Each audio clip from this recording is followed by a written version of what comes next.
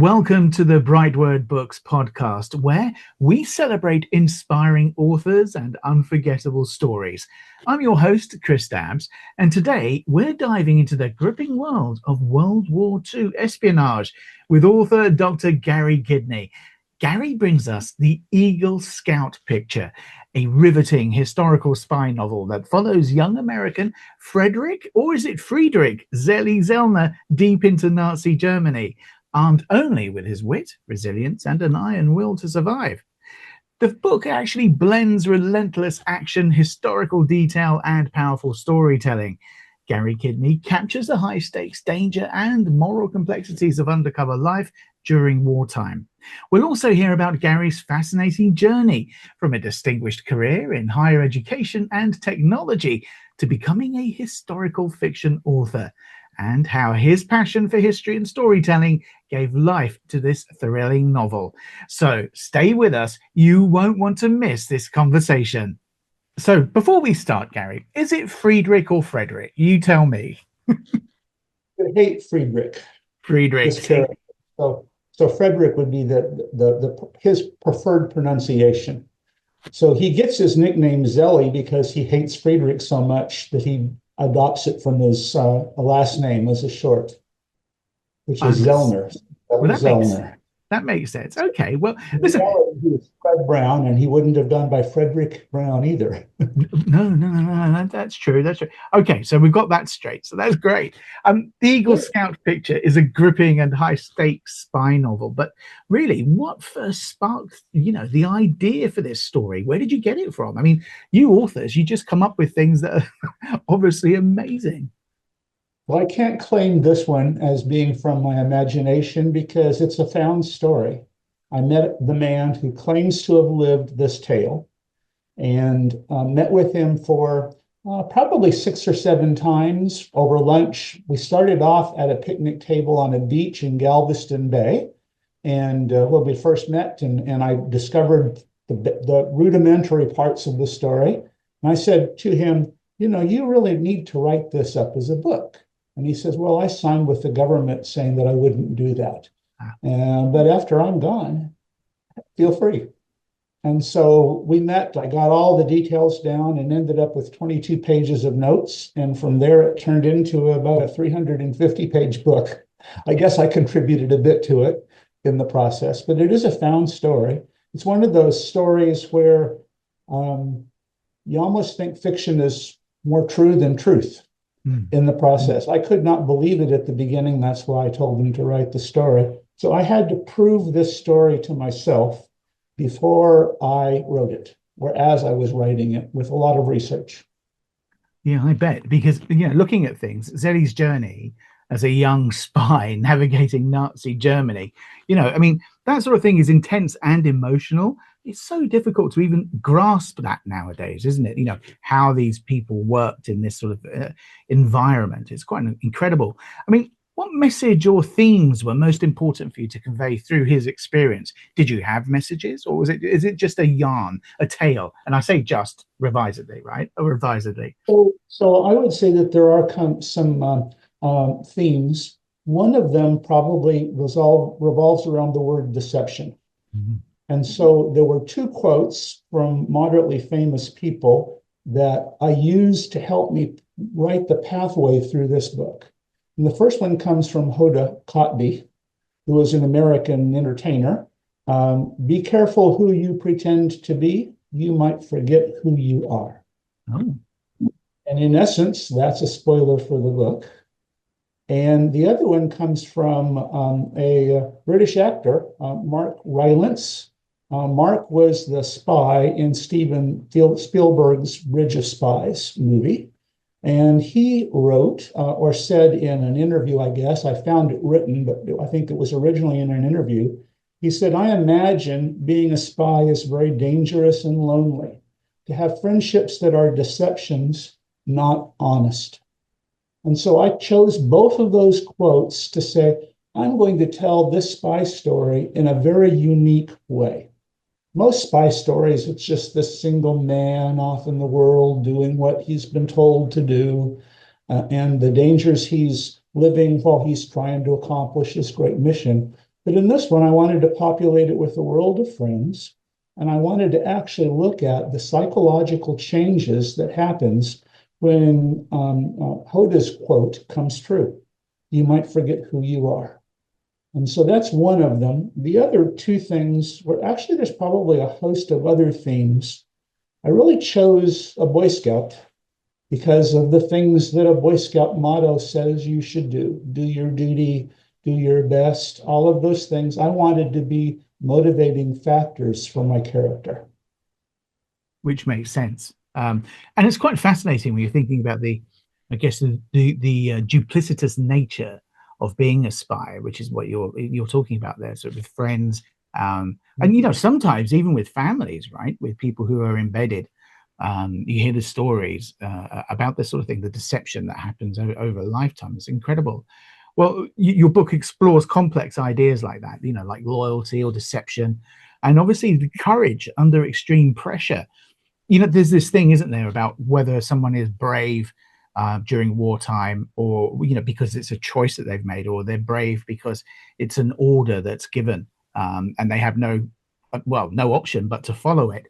I mean, why were these particular things important for you for a Second World War story?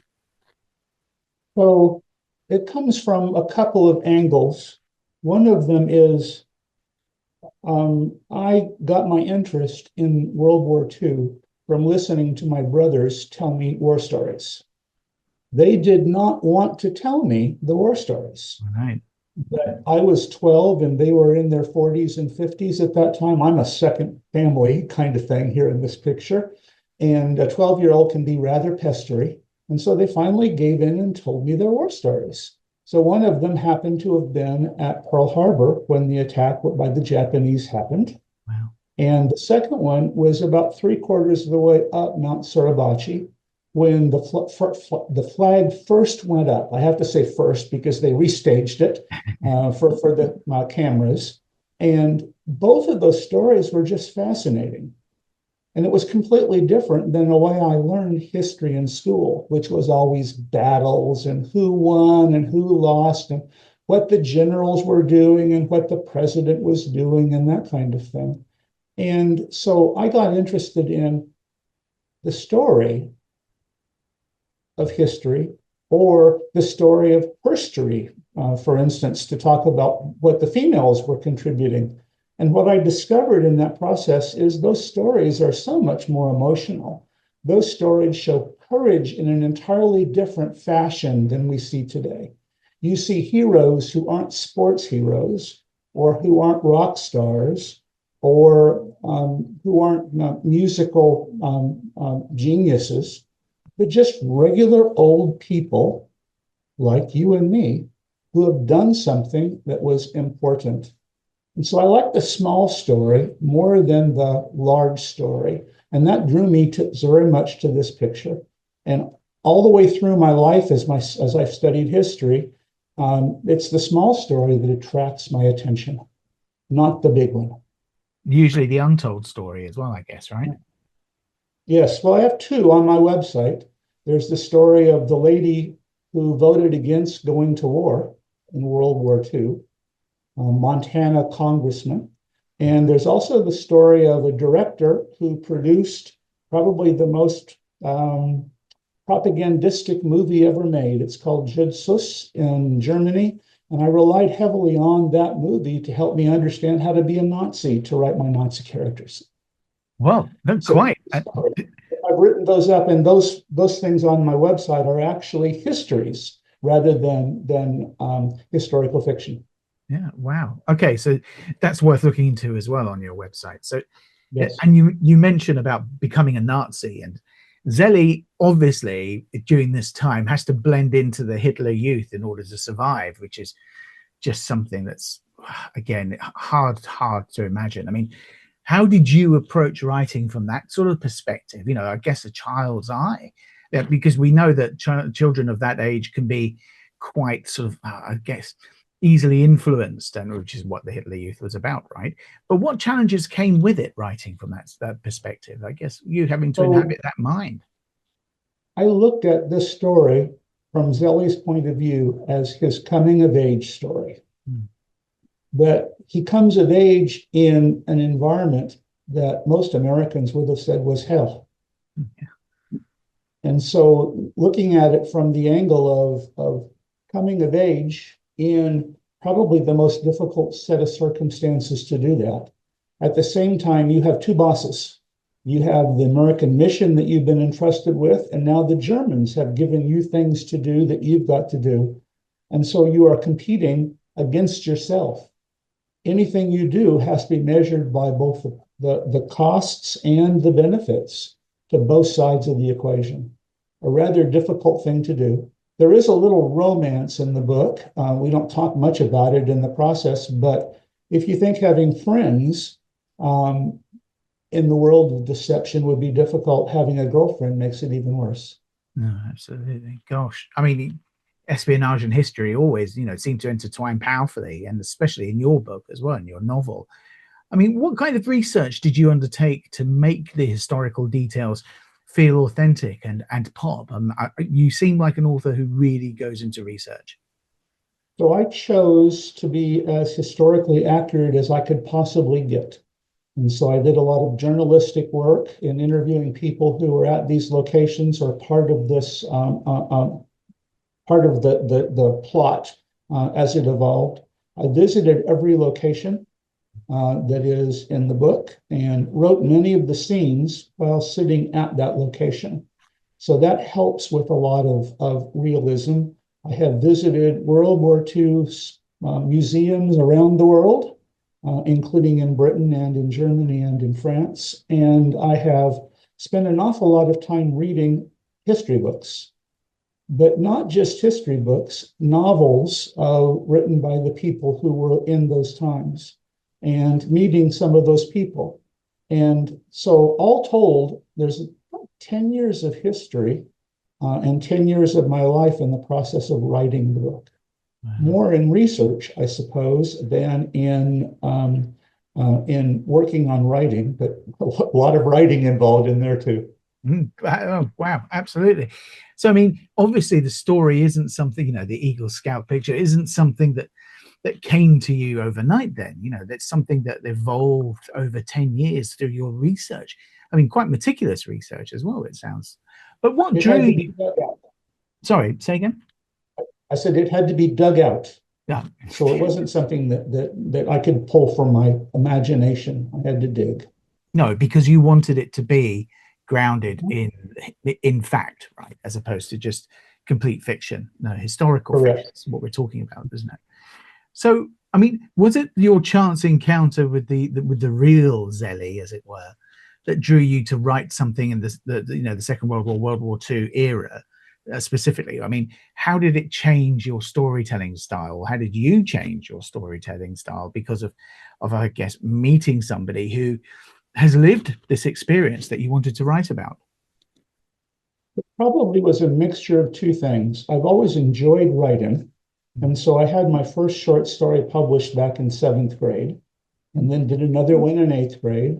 And then in my higher education career, I've always lived in the publish and perish world, but that was textbooks and journal articles and the thing of that kind.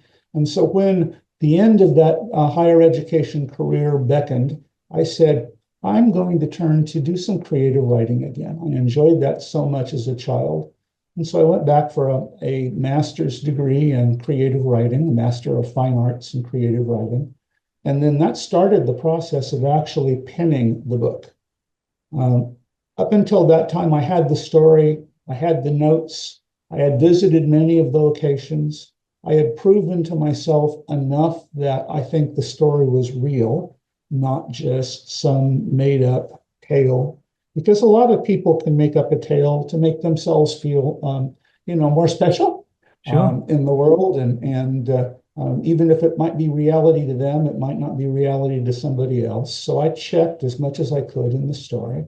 And as it started to feel like, yeah, I can believe this guy in the story he told me on the beach, I actually started writing. So that's kind of the pathway through the process of both.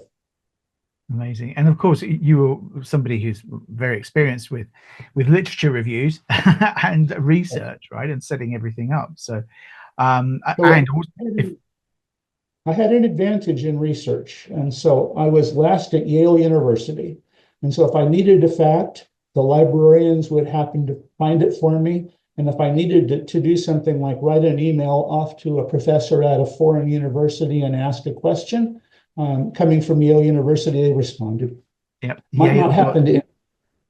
Sorry, I was going to say yale.edu on the end. This has got to work, right? Mm-hmm. Fantastic. Well, that's good. That's your reputation that we're helping you there.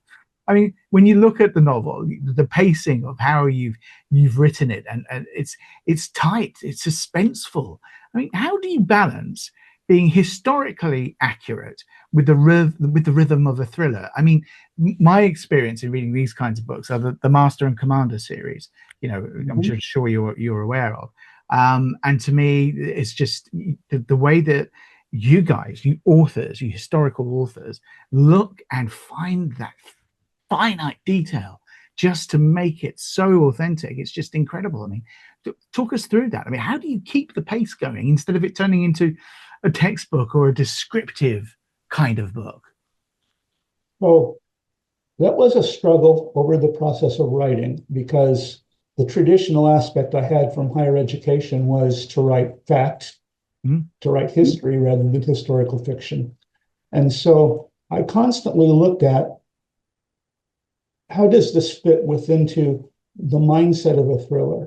And in the process of asking myself that question, I came to the realization that, isn't war a thriller by itself? Yeah, true. And so it's the ultimate thriller, I guess, right? That was kind of like the Jello mold that went around the book. Isn't war a thriller? Well, as I was saying, sorry, I interrupted you, but I guess it's the ultimate thriller, right? Really, if you think about it. Oh, wow. Okay. So, are there any authors or books, historical fiction or otherwise, actually, that influenced your approach to writing the Eagle Scout picture? I mean, I guess this is another way of asking you, have you got a favorite author that influenced you? So, I was probably influenced by the writing of Steve Berry and Ken Follett, probably more than anybody else. I tried to pattern the writing after them. One of the things that I like about Berry is how he interweaves little bits and pieces of location and his facts or his theories that he's repopulating the world with into his stories. And I loved, I guess, the pace of Follett, except he goes on far too long, in my opinion. So when I read him, I often skip 2 or 3 pages and come back and haven't missed a thing.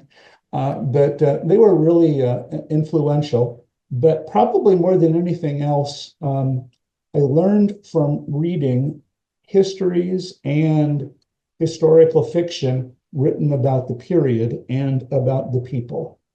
So I would recommend a book to you.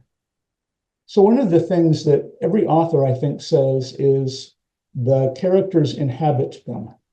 They end up becoming kind of multiple personality people. Sometimes the character says, no, I don't want to do that. I want to do something else. And I've had that kind of experience with my characters in writing this.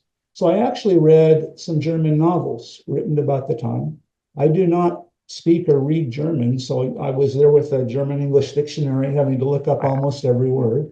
And I read some in translation in the process. And in trying to figure out how to be a Nazi, how to have my character grow up as a Nazi, I found a character that I met way back when in my college years. He came around during the Vietnam War period as a pacifist and gave a lecture at a college that was where I would attend eventually. I was still high schooler, I think, at that time, named Armin Lehmann. So he's written 2 books in German that happen to have been translated into English. And that helped me so much figure out what the average young Hitler youth and person going into living within the Nazi character would think and act like. And so then I tried to figure out, well, what was it like living in 1930s and 40s in Germany? So I started reading literature. How would young men, young boys interact together? What would they do? How would their camaraderie be? And all of that helped me figure out how to shape the character of Zelly in the book.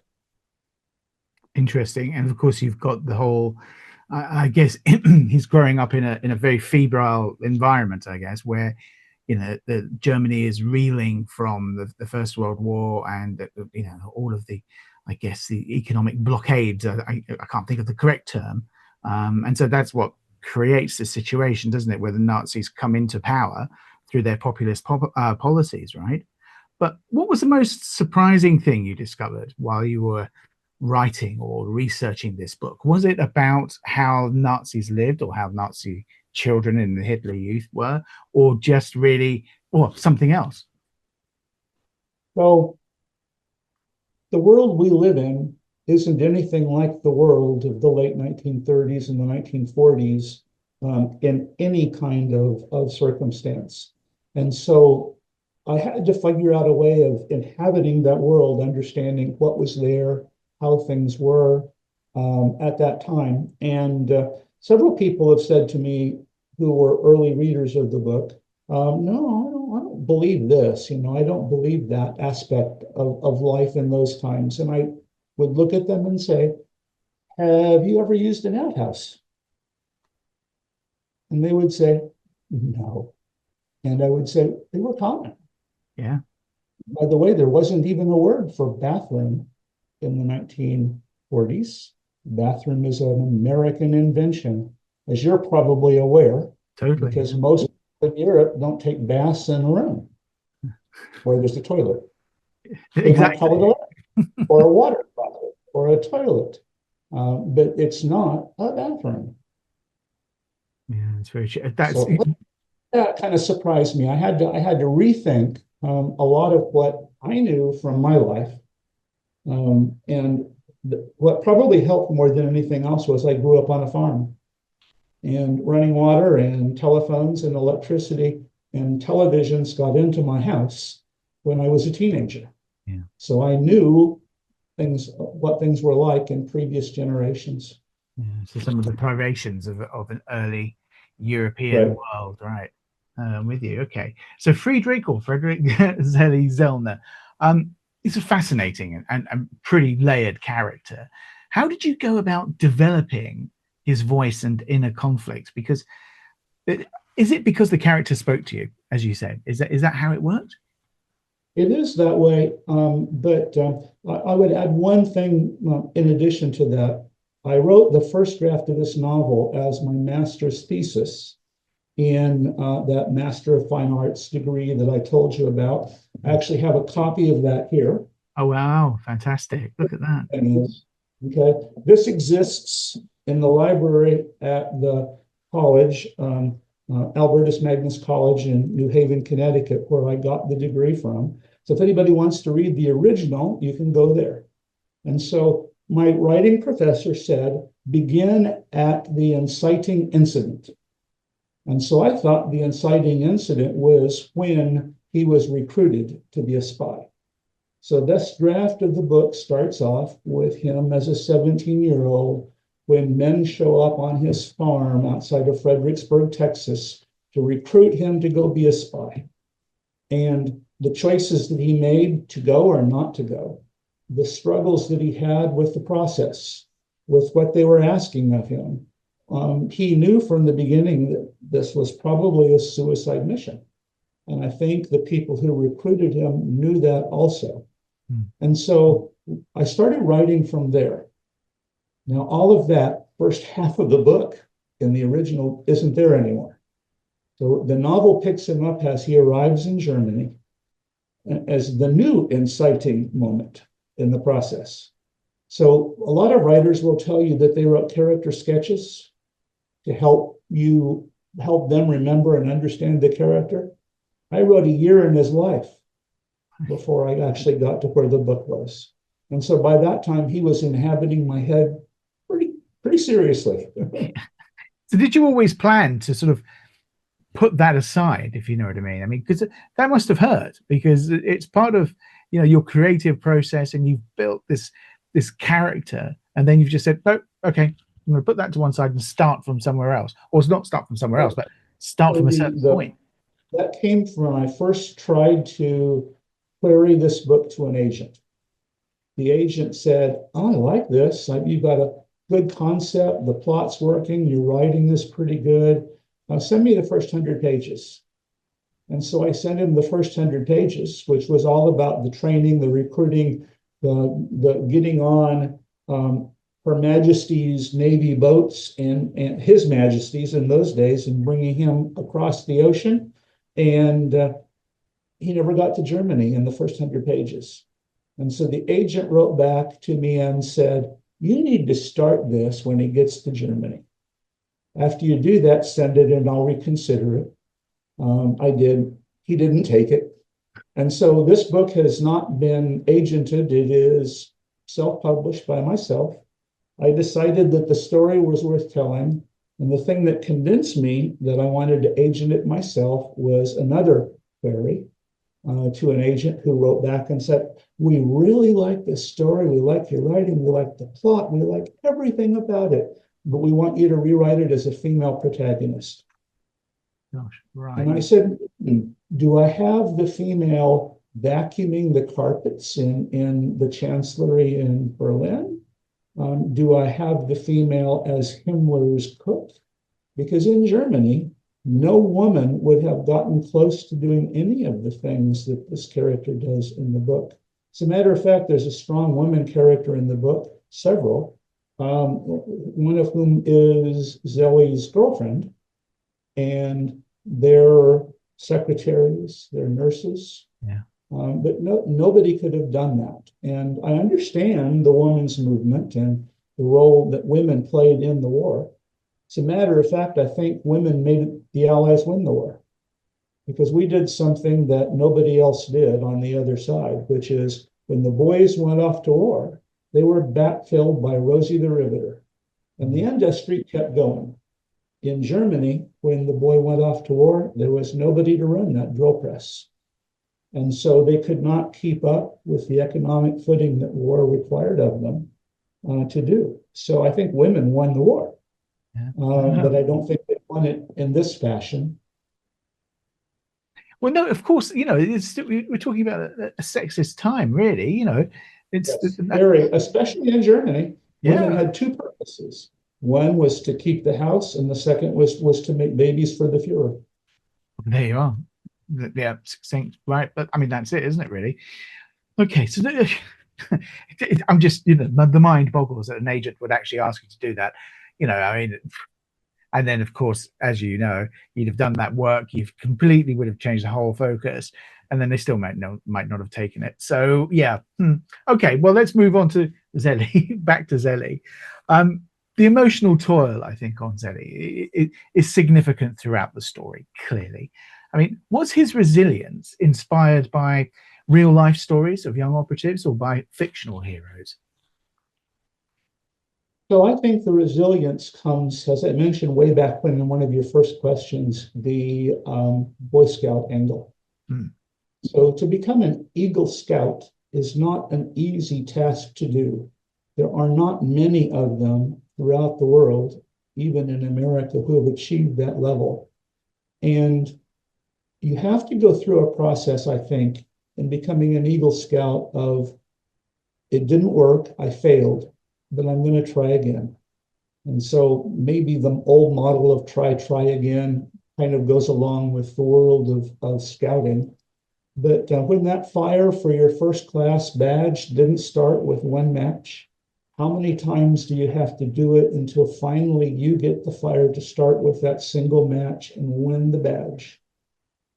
And I think Zelly learned his resilience from the scouting.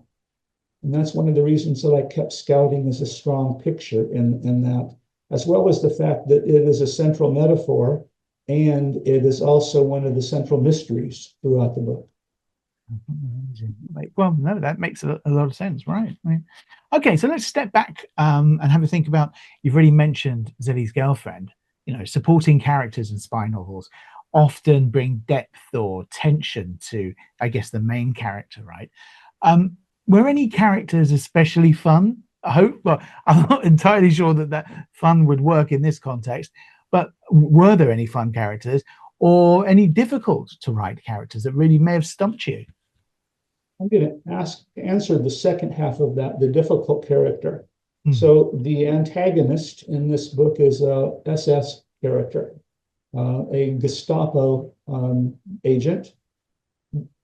Zelly makes a mistake in his first day in Germany. As he goes over Brenner Pass, he runs onto a Gestapo agent who he lies to, and Zelly disobeys his direct order. Both of those things would mean death to a German. Well, he talks his way out of both of them, but he rouses enough suspicion on the part of this Gestapo officer to follow him for the rest of his career, waiting for a mistake, looking for him to make one more mistake that goes just a step over. And when that finally happens, he's there to pull the gun and arrest him. And that character was probably the hardest to write because I had to inhabit the role of a Gestapo, and I had to understand at what level would a Gestapo officer not be able to apprehend his subject. What would convince a Gestapo officer that, well, maybe I'm wrong, maybe I should look at this from another point of view. And Gestapo officers had consciences as well. This one doesn't have much of one, but Zelly knew how to pull the right string to keep him from shooting or arresting him earlier in the process. And trying to work that Gestapo character was the most difficult thing to do. As I was writing the stuff in Nazi Germany during the war, I would often wake up from nightmares screaming and shouting in German, my wife told me. I didn't know the language, but she was sure it was German. And so that was an interesting aspect of it that troubled me in the process and troubled my conscience in the process. The character that was the most fun to write was Vinny. Vinny is Zelly's handler in the book, a fellow spy. Vinny is an Italian-American, Vincente Testanuelo by full name, and he travels with Zelly and goes into Berlin, and he is the contact that Zelly is using to pass information back and forth to America. He's a spy as well and gets caught up in his own spying routine. And if I were to choose another character in the book to develop and flesh out into another book, it would be Vinny. The only problem is Vinny dies in the end. Right. Have to be a prequel then or something. I suppose you could do that as a book, as an author. Not many do. Usually the protagonist wins. In this case, the protagonist wouldn't. And it was fun writing the girlfriend. And it was fun writing his friends because they were ardent Nazis. Yeah. And so Zelly had to watch out what he said and what he did with each of those people. And on occasions, they turn him in. Well, at least you managed to have some fun in writing quite serious subject matter, right? So how have readers responded to the Eagle Scout picture so far? Have any reactions surprised or moved you? So the one that moved me is a real new one. So just 2 days ago, I received my review from Readers' Favorites. And I'll read and quote a line from that, which just delighted me to no end. My reviewer, who is Casey Flynn by name, wrote, Zelly is a compelling protagonist whose internal conflicts elevate the novel beyond typical spy fare in an emotive story we're so personally invested in that you can't possibly leave with finding out what fate has in store for him. When you write a book that someone says that about, you have to feel good about the time and the effort and the process of writing. Because in a thriller, about the best compliment you can give an author is, it was a page turner. Yeah. And that tells me that I accomplished that task. Oh, excellent. Well, that's great. Well, can we expect more historical fiction or spy thrillers from you in the future? Have you been bitten by the bug? What's next on your Yep. creative horizon? And I have to tell you that the story that I was given at the picnic table and in the subsequent meetings has been changed a little bit. I ended the story for two reasons differently than the life ended. First off, I sensed a great deal of melancholy, sadness in the man. I think the girlfriend he had in Germany actually was one he pined for the remaining 40 some years of his life. Oh. And because of that, there was a tremendous sadness with him. And I wanted to end my book on an up note. So I changed that and I gave him a life that was very successful, marriage and a child on beyond the line of the story. I also did that because I wanted to reuse this character, Zelly, as a member of the OSS and the CIA. So I'm currently about 3/4 of the way through editing the follow-up to this book, which I'm anticipating releasing in February or March of next year. It is set in 1946, in which they send Zelly back, the OSS sends Zelly back to Germany. This time, the enemy is not the Nazis and the Gestapo, it's the Soviet Union. And in this next book, you will see the historical underpinnings of the Iron Curtain and the fall of the rise of the split in Germany, and the enemies are the Russians now. Oh, And so amazing. Zelly will be appearing in that. And there will be a third book in the series, which will happen in 1956. Zelly will happen to be in Budapest at the Hungarian Revolution. Which, yeah, it is quite amazing. And for those listeners who don't know much about the Hungarian Revolution, yeah, that's quite a time as well, isn't it, really? Well, listen, thank you very much. That's it now. That's all the time we've got now, Gary. So listen, thank you. Me. Pardon? I said, thanks for having me. No. Well, listen, it's been fantastic. I mean, is there anything else that you'd like to say at this stage? Just get the last word in. I've enjoyed it. Lots of fun to talk about the book and about writing. Yeah, good. Well, that's okay then. Well, listen, listeners, that's it for today's episode of the BrightWord Books podcast. A huge thank you to Dr. Gary Kidney for joining us and sharing the incredible story behind the Eagle Scout picture. So, if you love heart-pounding thrillers, historical fiction, and tales of courage and survival, make sure to pick up a copy. It really is a must read, and we need to know what happens to Zelly during the war for sure. Okay, so be sure to subscribe to the BrightWord Books podcast so that you never miss an inspiring author and interview. And if you've enjoyed today's episode, leave us a review and share it with a fellow book lover. Until next time, keep reading, keep dreaming, and keep turning the page of Dr. Gary Kidney's book. Thanks very much again, Gary. Thank you. Thanks. Take care.